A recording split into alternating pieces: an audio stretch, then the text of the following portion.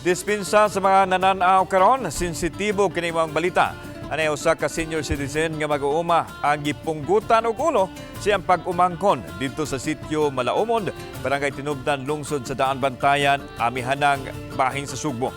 Ang biktima na ilang si Cristulo Rononia Casinilio, uyuan sa suspect nga si George Kamay Casinilio, samtang ang hamtong usab ang panuigon.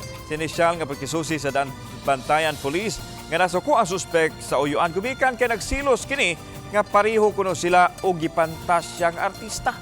Nasayran sa mga otoridad nga nagumondi ay sa illegal nga drugas nga gituhuan nga nagtukmod kaniya sa krimen. Gamit ang sundang, gitigba sa suspect ang biktima sa makadaghang higayon ug wa pa makontinto. Gipunggutan pa kini sa iyang ulo o giingong gichap-chap ang lawas nini. Nadakpan sa kapulisan ang suspect o kanakaron gitanggong sa detention cell sa lungsod sa Daan Bantayan.